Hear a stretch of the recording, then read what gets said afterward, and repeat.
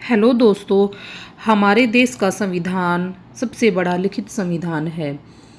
तो क्या आप जानते हैं कि हमारे जो ये संविधान के स्रोत थे ये कहाँ कहाँ से लिए गए हैं, कौन कौन से देशों से लिए गए हैं। तो आज की इस वीडियो में हम जानेंगे संविधान के स्रोत के बारे में कि कौन से देश से हमने कौन सी चीज़ ली है। बहुत से लोग हमारे संविधान को उधार का थैला बोलते हैं। तो इसके पीछे क्या रीज़न था? क्या सच में हमारा संविधान दूसरे देशों से उधार लिया गया है या इसके पीछे कोई मास्टर स्ट्रेटजी थी? तो चलिए बिना वक्त जाया करते हम जानते हैं संविधान के स्रोत के बारे में। तो भारतीय संविधान का सबसे बड़ा जो स्रोत था वो भारत शासन अधिनियम 1935 है। सबसे बड़ा सोर्स कौन सा है? भारत शासन अधिनियम 1935, जहां से लगभग 250 अनुच्छेद सीधे या थोड़े बदलाव के साथ लिए गए हैं, जैसे लोक सेवा आयोग, न्यायपालिका का ढांचा, राज्यपाल का पद, प्रशासनिक व्यवस्था।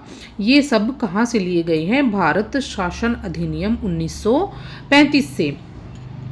अब उसके बाद बात करते हैं हम ब्रिटेन से, इसमें क्या क्या लिया गया है। तो बात करते हैं अब हम ब्रिटेन की। तो ब्रिटेन से एकल नागरिकता, संसदीय शासन प्रणाली, विधि का शासन, विधायी प्रक्रिया, लोकसभा के प्रति मंत्रिमंडल का सामूहिक उत्तरदायित्व। उसके बाद बात करते हैं आयरलैंड की। आयरलैंड से हमारे संविधान में क्या क्या लिया गया है? तो आयरलैंड से लिया गया है डीपीएसपी, यानी कि राज्य के नीति निदेशक तत्व। ये बहुत ही इम्पोर्टेंट है। डीपीएसपी कई बार पेपर में पूछा गया है कि डीपीएसपी कौन से देश से लिए गए हैं, तो वो लिए गए हैं आयरलैंड से। राष्ट्रपति द्वारा राज्यसभा में 12 सदस्यों का मनोचयन और उसके बाद राष्ट्रपति के निर्वाचन की पद्धति, ये सब कहाँ से लिए गए हैं? ये लिए गए हैं आयरलैंड से। उसके बाद आता है अमेरिका। अमेरिका से अब क्या लिया गया है? अमेरिका से लिया गया है मूल अधिकार। ये भी बहुत इंपॉर्टेंट है। अमेरिका से मूल अधिकार लिए गए हैं। और न्यायिक पुनरावलोकन, संविधान की सर्वोच्चता, राष्ट्रपति पर महायोग भी कहाँ से लिया गया है? अमेरिका से। सुप्रीम कोर्ट व हाई कोर्ट के जजों को हटाने की प्रक्रिया वो भी कहाँ से ली गई है? अमेरिका से। और उपराष्ट्रपति का पद, ये सब कहाँ से लिए गए हैं? अमेरिका के संविधान से लिए गए हैं।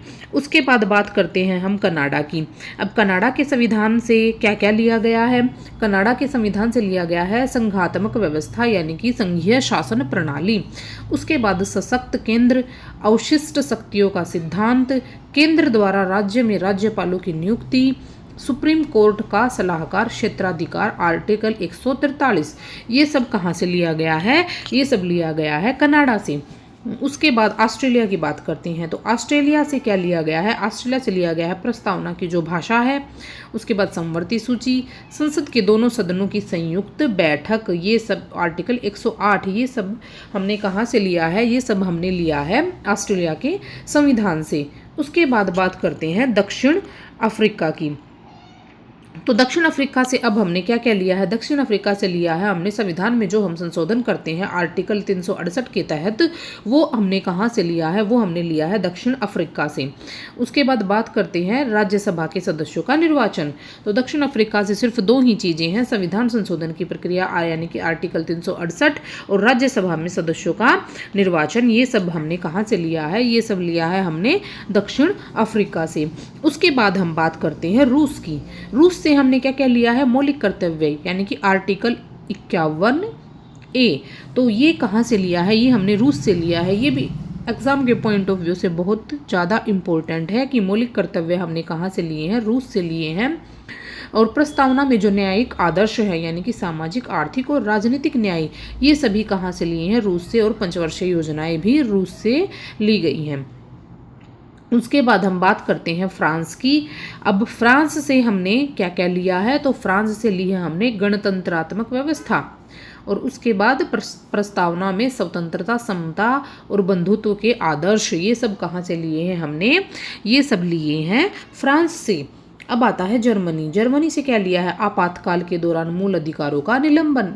अगर देश में आपातकाल लग जाता है तो कौन से आर्टिकल के तहत हम उनको निलंबित कर सकते हैं? ये सब हमने कहाँ से लिया है? ये सब हमने लिया है जर्मनी से।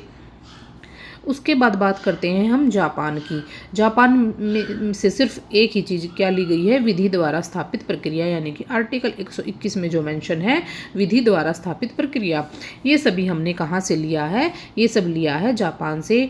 तो दोस्तों मैं आशा करती हूँ कि आपको समझ में आया होगा और ये वीडियो आपको अच्छी लगी होगी। अगर आप किसी भी गवर्नमेंट एग्ज़ाम की तैयारी कर रहे हैं, जैसे कि TGT या फिर CET या हरियाणा में कोई भी जो ग्रुप C की वैकेंसी होती हैं, अगर उनकी तैयारियां आप कर रहे हैं तो आपके लिए ये वीडियो बहुत हेल्पफुल रहेगी।